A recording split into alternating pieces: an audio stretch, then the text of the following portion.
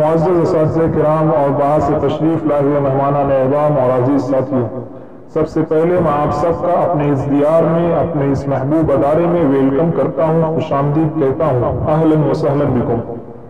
دوستو، آج ہم اپنے ملک کا 76واں یوم آزادی منانے کے لیے یہاں پر جمع ہوئے ہیں۔ میں آپ تمام کو اور باہر سے تشریف لائے ہوئے تمام مہمانان اعظام کو دل کی گہرائیوں سے مبارکباد پیش کرتا ہوں کہ آپ یہاں تشریف لائے اور اپنا قیمتی وقت دے کر ہم طلبہ کی حوصلہ افزائی فرمائی۔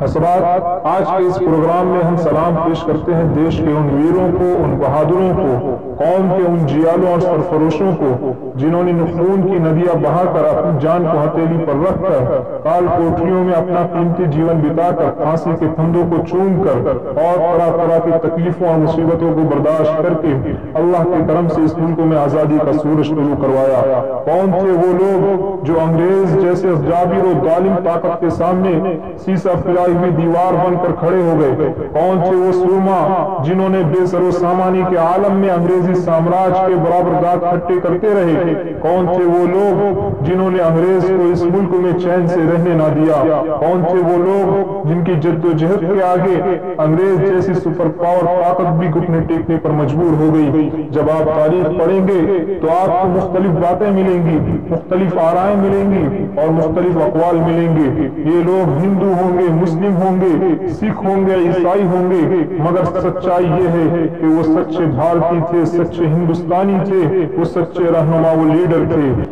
جب انہوں نے ملک کو آزاد کرانے کے لیے یکجٹ ہو کر ذات پات، رنگ و نسل، مذہب و ملت کو بھلا کر ایک ہو کر لڑائی لڑی تو انگریز جیسی سپر پاور طاقت بھی گھٹنے ٹیکنے پر مجبور ہو گئی۔ آج کا دن در حقیقت انہیں بزرگوں کی قربانیوں کو یاد کرنے کا ہے اور اس تاریخ کو، اس کردار کو، اس روشن بات کو بار بار پڑھنے، سننے اور دہرانے کا دن ہے کہ جس مثالی کردار کو پیش کرنے کے لیے ہمارے اکابرین اور بزرگوں نے اس ملک کو ایک حسین و جمیل گلدستے کی شکل عطا کی۔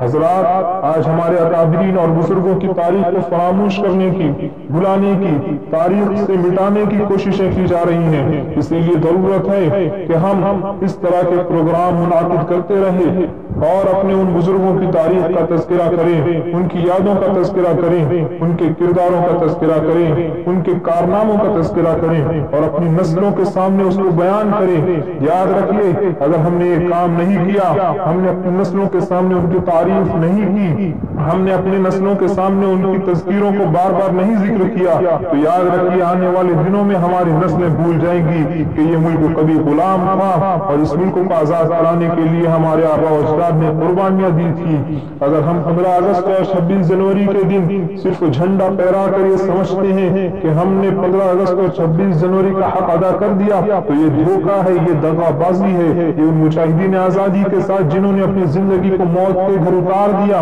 ناانصافی ہے اور ان کی قربانیوں کو فراموش کر دینا ہے، ان کی قربانیوں کو بھلا دینا ہے۔ اسی لیے آج ہم سب یہاں پر اس اسکول کے اندر جمع ہوئے ہیں تاکہ ہم اپنے ان بزرگوں اور ان مجاہدین آزادی کی تاریخ کو سن سکیں، ان کو بیان کر سکیں۔ یہاں اس مدرسے اسکول میں پڑھنے والے طلبہ طالبات کی ایک بڑی فہرست ہے جو آپ کے سامنے اپنے جذبات کا، اپنے احساسات کا اور اپنے خیالات کا اظہار کریں گے۔ اس ادارے میں رہ کر جو کچھ سیکھا ہے،